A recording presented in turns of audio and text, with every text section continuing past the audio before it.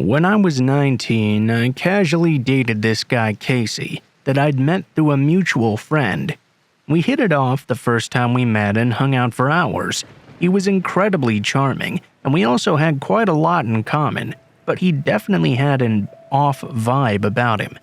The day after we hung out, my friend texted me, warning me not to get too involved with him because he was kind of a psycho. I ignored this warning, which is something I still regret to this day. To be fair though, my friend refused to elaborate on why, so I shrugged it off as probably nothing that extreme, or else he'd tell me for sure. Casey and I were by no means serious. He said he planned on seeing other girls and didn't even want to call me his girlfriend. I appreciated his straightforwardness, although obviously my feelings were very hurt by this. I told myself that maybe as we got closer he would eventually change his mind. As I spent more and more time with him, I began to see just what my friend was talking about though. He had some serious anger issues. He would do things like throw plates against the wall if something wasn't fully cooked in the microwave. He'd also casually talk about how on bad days he'd sometimes fantasize about going on a massive shooting spree if he could get away with it. I finally broke up with him after he told me in a rage that he wished he could shove a fire poker down the neighbor's dog's throat so it would never bark again. Altogether, our fling lasted less than 5 months. He kept trying to convince me though to date him again in the months that followed. Obviously, I kept telling him no. I eventually started dating my now husband instead. Casey made one last attempt to get me back by showing up at my apartment to tell me he was in love with me, and if he couldn't have me, then life was no longer worth living. He said if I didn't let him in and try to work everything out, he would shoot himself dead. Since he had a gun, I was terrified he would actually do it. I had no idea how to handle this situation being so young. So I let him inside with the intention of keeping him as calm as I could and texting one of his friends to come get him and help. I'm not going to go into a lot of detail about what happened next, but he kept trying to kiss me, and when I made it very clear we were not going to be intimate, instead he started beating the shit out of me. Then he left. He just left me bleeding and crying on the ground. I didn't tell my then boyfriend about it because I didn't want them to have an altercation and for him to get hurt too. I just made up excuses as to why I couldn't see him for weeks until all of my marks had finally healed up. I told my coworkers I had been in a bike crash. I could tell no one really believed that though. Casey texted me later apologizing. He said he loved me so much that he'd snapped because he needed me so bad. He tried to frame this violence as some kind of fucked up romantic gesture. I told him to never come near me again and threatened to call the cops as well. I was scared shitless for over a year that he would come attack me or kill me. But after that, I didn't hear from him again. Fast forward to 6 years later. At this point, my husband and I were completely married and we'd just gotten our first kid. She was 5 and we were fostering her with the intention of adoption. We lived in a new state several hours away. Well, Casey somehow found out I now had a daughter. He messaged me on Facebook, saying he knows I have a daughter, and she must be his. I tried to explain that she was not my biological child, but he insisted I was lying, and that she looked exactly like him. She looked nothing like him at all. He's white and blonde with blue eyes, and she was Hispanic for Christ's sake. I told him he was crazy, blocked him, and deleted all photos of her from my Facebook. I still have no clue how he even saw them in the first place, since my account is completely private. I even triple-checked my settings just to make sure. Another few weeks go by without contact, and I felt very confident that was the last I'd ever hear from him. But I was very wrong. He showed up at my house, begging to talk. He looked like absolute shit and had clearly developed a serious drug habit over the years far beyond just weed. He was so pale. He had these dark rings around his eyes and was all shaky. He looked like he'd lost at least 20 pounds. My husband was not there at the time, so I was pretty terrified. He asked me, Can I please just meet her? Once again, I emphasized she was not my biological child and told him he really needed to stay away from my family or I would call the police. He started this whole unhinged tangent about how we belonged together, and it wasn't fair for me to keep punishing him for not realizing that sooner. He went on and on about how after he found out about her, God told him while he was on meth that he needed to quit everything and get clean so he could be with me and raise his daughter. I closed the door in his face and screamed at him to leave or I would call the cops. He shouted back that I couldn't keep him away from his child forever. I did call the police and they just filed a report, but they told me there was nothing they could do unless he actually threatened or harmed one of us. About 3 months later, my daughter doesn't come home on the bus that day. I called the school. They say she was picked up by her dad. As you can imagine, the next few hours were complete and total hell on earth. My husband came home from work early, and we had to wait at the house with a cop and a detective in case he took her home, while other cops searched for them. The detective told me, from everything I'd told him, he didn't think he was at risk of harming her or fleeing with her. Luckily, he ended up being right. They were found at McDonald's and he was arrested, while my daughter was taken to the hospital. Thankfully, she wasn't harmed physically at all.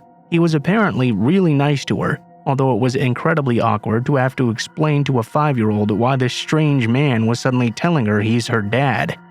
Prosecution was insanely lenient on him due to his mental health issues and drug problem, coupled with the fact he hadn't actually hurt her.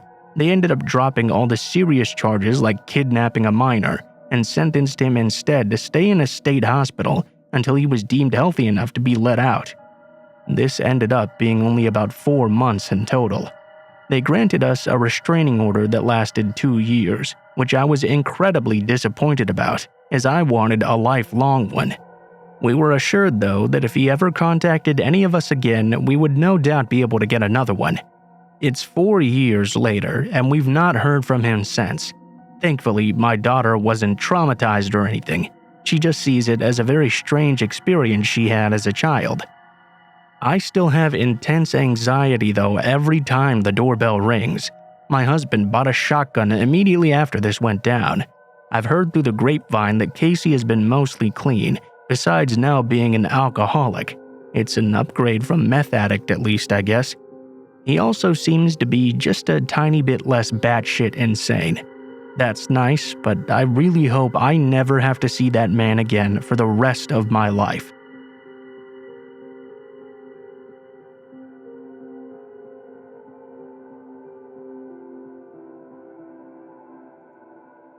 Last year, my fiancé and my mom passed away, one right after the other. After they died, I obviously fell into quite a deep depression. Though I thought I was pulling off the whole I'm fine thing at the time, my friends could very clearly see through it. A close friend of mine almost demanded I move in with her and get out of that apartment I shared with my fiancé for 10 years. She wanted me to have a fresh start, and while I didn't think I was ready to move on, the idea of not living alone anymore was very appealing. Plus, her apartment was in a much nicer neighborhood than the one I was currently living in, so I agreed. Living with her has been absolutely fantastic. Our schedules are opposite, me on days, her on nights, so we both get alone time, but we also have at least 1 day a week off together so we can hang out and have fun. Moving has also allowed me to be able to walk to work, as it's very close by. I thought that would be a godsend, until my 10-minute walk caused a 2-month-long nightmare. I decided to sit in the park that's between my apartment and my job one evening after work.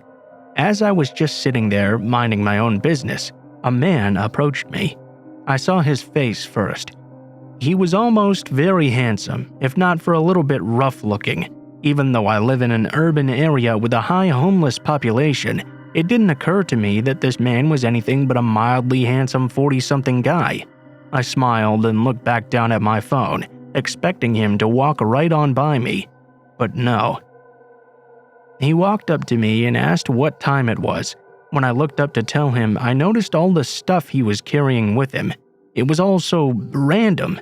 a kid's chalkboard with nonsense scrawled all over it, a paper bag full of old magazines and paperwork, and a steel shelf that at one point might have held some CDs. I then noticed he wasn't wearing any shoes, and his hands were very filthy as well. Needless to say, it finally dawned on me that this was apparently not going to be a normal encounter. He started talking to me non-stop. Some of it was nonsense, but some of it was coherent enough to hear, and all of it was fucking insane. Of the parts I could follow, he told me he had just been released from prison and was looking for a tattoo shop because he wanted to get fuck the DOC, Department of Corrections, and 34, the number of DOC violations he had while in prison, tattooed onto him, and he wanted the DOC to pay for it. He then noticed a button I had on my bag that had the logo for a local gay bar on it. He told me he had gone there one night and went home with a guy. Then he looked me up and down and said, "But young ladies are my problem." I gathered up my stuff and left immediately.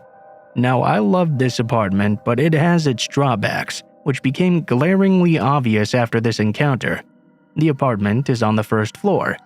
I love it because you can walk out the sliding glass doors, one in the living room and one in my bedroom, right onto an awesome gated patio that had tables and grills for barbecuing, so it was really awesome for summer parties. I now hate it because it's right next to the street, and the fencing is very easy to scale. One very early morning, around 5 a.m., I hear a man suddenly scream, "Hey, what the fuck are you doing?" So loud and so close it woke me up from a dead sleep. I legitimately thought it was coming from inside my bedroom. As it turned out, it was coming from outside. A neighbor of mine had just been leaving for work when he discovered a man, that same man from the park, sleeping against my sliding glass door.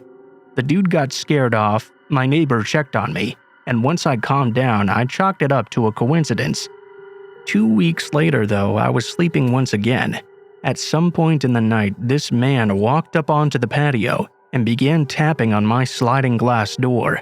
I honestly just laid there, frozen in fear, until he escalated to full-blown smashing against the glass. I turned the light on to grab my phone, and he took off once he realized I'd seen him. I called the police, and they came over to take the report and to look at footage from the cameras in the building. The footage confirmed it was the man from the park, and more disturbingly, the footage from the hallway cameras showed that on more than one occasion, he had slipped into the building behind a resident and sat in the lobby for several hours, at one point going down the hallway and trying my doorknob and my neighbors just to see if they were locked. He even went so far as to hide in the little mailbox room when he saw my roommate coming in from work. The police think he either followed me from the park or just happened to notice me at one point when I was on the patio. It's been a few weeks now and I haven't seen him since, and nobody has reported seeing him in or around my building. My roommate bought me some pepper spray, and my kinda kooky, albeit well-meaning neighbor, who has made it very clear he's retired military and is a bit of a gun nut, now checks on me nightly. Because of this, I'm not as freaked out as I could be, but still, I'd like to never meet that crazy guy from the park ever again.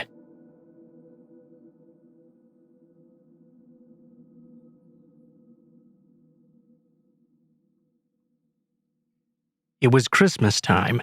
My wife and I were staying in her childhood home, where her mother now lived all alone. Well, not if you include the cats. Meow. The house was on a quiet cul-de-sac in the suburbs. If you're picturing freshly mowed lawns, American flags, and empty sidewalks, well, you're picturing it perfectly right. It was a single-story home with an attached garage out front. The garage has 2 doorways, apart from the electric garage door, of course. One leads to the garden and backyard. This had an old doggy door from their days with dear old Max, Rip Max by the way, that they covered with a piece of nailed-in wood. That had always made me slightly uncomfortable before, but I figured it had been that way for years, so what was the worst that could happen? The second door led to the kitchen. Hollow core, it could stop about a mouse but not much above that. Definitely not something that wanted in. Or someone. We were asleep in my wife's childhood bedroom at the front of the house. 3 a.m. I was in that deep sleep, the darkest recesses. You know, you're in the diving bell and you're submerged hundreds of meters below the surface in black water, protected from the real world by miles of nothingness. But then I heard it. A desperate scream. "What are you doing?" It was my mother-in-law's voice echoing down the hallway. To me, who was lost in a sea of sleep, it was like a jet engine roaring right past me. I bolted up immediately. What happened next happened in only a matter of seconds. About that scream, even though I was dead asleep, I heard enough sense of urgency behind it to wake me up immediately. This wasn't an "oh, you scared me" type of scream. This was different, primal, and I knew it. Maybe I wasn't aware immediately because of my grogginess, but that lizard brain we've retained from our primitive ancestors knew that something was deeply wrong. I watch and read a fair amount of true crime, and this scream awakened that horrible fear, the one that says, "This can't really be happening to me, can it?" Honestly, in that second of the night, it sounded like she was about to be murdered. Have you ever wondered if you're a fight-or-flight type of individual? I always have, and I came to know something about myself after this night. Turns out I'm a fighter. I leapt out of bed and growled in the manliest voice I could muster, "I'm gonna kill you, motherfucker!" and took off running. I tore open the bedroom door and ran down the hallway. There at the end, I saw my mother-in-law, nightgown on with a look of utter shock and horror on her face. We make eye contact as I continue toward her. She turns her head and looks directly into the kitchen. I hurry past her and round the corner. The hollow core door is completely obliterated, shards everywhere. I look through the open frame and see the electric garage door is open. I push ahead.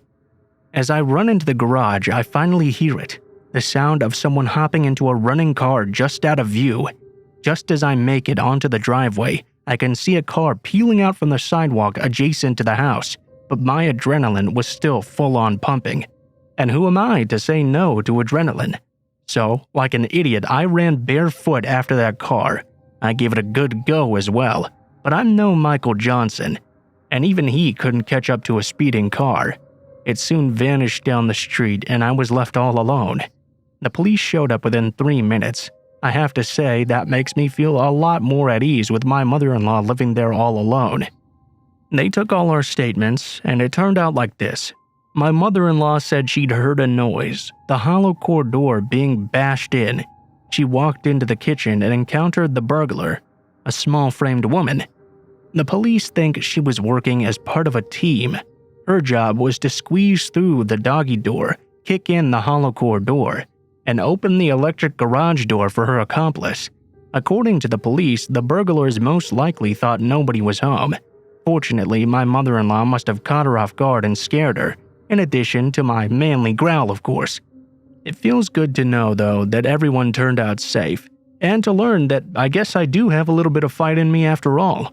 For the record, after this, we got the heaviest goddamn wooden door you could ever see to replace that hollow core. I'd like to see a mouse try and get through that.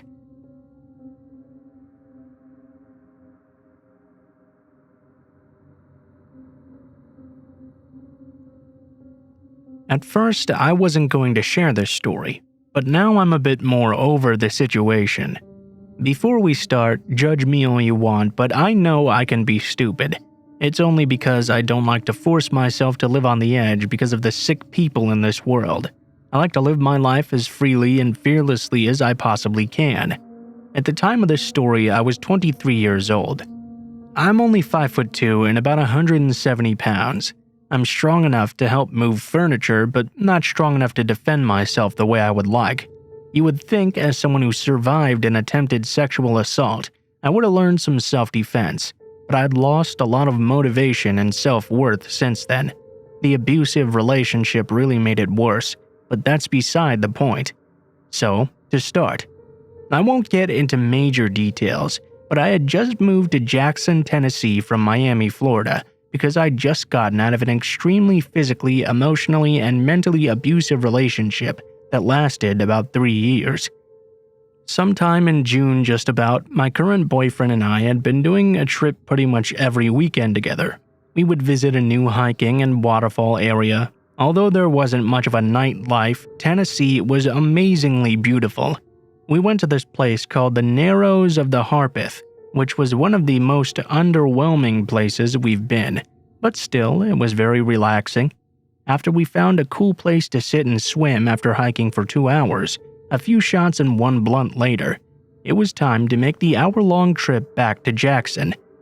I put my shoes on and slipped my dress back on, which is a little bit above knee length, like if I bend over too far forward, my bum might be on display. I own my body though and sexuality, so showing some skin never really bothered me. I didn't really think too much about it, because I expected people to respect me as I respect them, and the way they dress as well. On the way back to the car, being the tipsy dumbass I am, I managed to trip and fall and scrape my leg open pretty badly. It's actually still scarred even to this day. Anyways, I told my boyfriend we need to go to Walmart once back in Jackson so I could thoroughly clean up my wound with hydrogen peroxide and neosporin. My boyfriend says okay. An hour later, we arrive at the Walmart.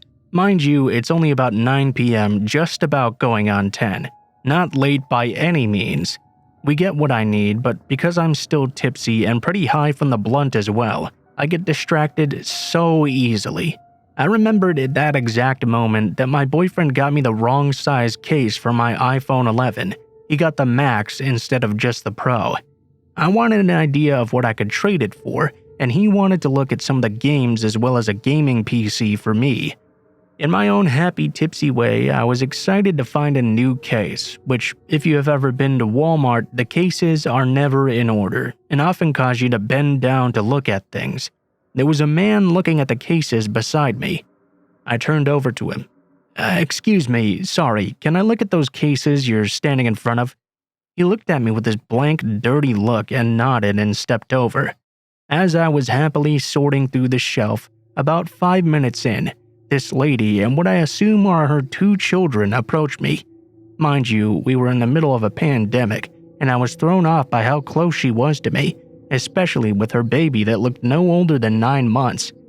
I stepped back when she grabbed my arm and said, "OMG, wow, I haven't seen you in forever. Look at that hair." Her grip tightens. At this point, my heart is racing and my face gets so hot I was visibly scared. That's when my boyfriend walks over. "Is everything okay, babe?" He looks at me equally concerned. I was thinking to myself, does this lady know my mom or something? Who is she? Is she an old family friend I can't remember? Mind you, I'm originally from Ohio. We do have some family here, but I don't know any of them that live in Tennessee. Also, my mom loves to brag about her kids. I'm trying to shake this weird feeling off, but her daughter keeps looking behind me. I go to turn around when she says, "No, don't turn around. Walk with me. Please, just trust me." I don't know why, but I felt she was being genuine, so I just followed her. We step over to the side by the baby clothes, which is still in front of the electronics. "Babe, I'm so sorry to scare you, but there are 3 men surrounding you. They went by the laptops and talked, and I noticed the guy taking photos and videos of you while you were bent over looking at the cases. The other man was the tall guy next to you. I don't know where the 3rd guy went." All I could remember is this high-pitched ringing in my ears. My stomach flipped and I felt like I was going to be sick. I never knew what people meant when they say everything slowed down, but in that moment everything moved in slow motion. I was so freaked out, to the point I have no clue what she even said after that. It was like I blacked out for a moment. I quickly came to the realization that this family and my boyfriend were looking at me visibly concerned. I turned around. There he was. A Hispanic man shorter than me, about 5'1", but very much built and looked to be about 40. The other man was white, about maybe mid-40s, and was 5'11". I'll never forget the dead rage that was in the Hispanic man's eyes. It was like his first meal in 5 days had just been stolen from under him, and he was ready to kill in order to have it back. That's when I saw the white man walk over to him. They both said something to each other, looked at me, looked back at each other, said something else, and started to walk slowly towards us. At that point, we all turned and headed for the registers, and that's when I thanked my lucky stars, because there were 3 cops right at the front of the store. By that time, I rudely pushed past people to get to the self-checkout with tears in my eyes, frantically repeating "excuse me" to anyone who I got in front of. I looked back and saw the men just standing there, but with the 3rd guy as well this time. My heart sank and I wanted to pass out in that moment. I guess it looked like I was going up to the cops because they hightailed it immediately once they saw me get close to them. Me being high as shit and being a black woman, I wasn't going to chance the cops turning this around on me simply because I was stoned and tipsy. My only thought was, get to the car, get to the gun, don't stop. My boyfriend said he could barely keep up with me, and at one point I grabbed his hand so tight he had to force the grip off because it felt like I was going to crush his hands. Now, before anyone bashes my boyfriend, I don't expect a man to be my savior. And also, he isn't the angry, confrontational type. He's very calm and level-headed and wouldn't even hurt a fly unless I asked him to get rid of it. I just knew I was the target, and if I asked him to confront them, I would be putting him at risk too. They could easily jump him together, and one of them could overpower me after taking him out. I probably looked half crazed walking and running past everyone, but I didn't really care. I wasn't going to become another missing person. I made it safely to the car and peeled out of there. I had never seen my boyfriend drive so fast in my life, as he was beyond careful and would never even speed. We sat at Sonic for about an hour to make sure we were not followed. We recounted everything that happened. I just couldn't believe we were both too tipsy to notice I had become prey in somewhere as simple as Walmart. I'd never felt so stupid and irresponsible in my life. I never want to experience that fear and panic again. I didn't even get the chance to thank the lady who pretty much saved us. Sometimes we talk about it. What if the lady didn't see what those guys were doing? Maybe we catch on. There were 3 of them though. We only saw 2 at first. I think of the horrors that could have transpired. That night, I had a nightmare that the men attacked us in the parking lot. The creepiest part of the dream was the 3rd man shoving me into the trunk. As I went to look at his face, all I could see was a featureless form. I woke up in tears that night, realizing I had never gotten a good look at the 3rd guy's face. It took me nearly a month to be able to enter Walmart again. Since then, I've moved states, and I've only been to Walmart once since moving here.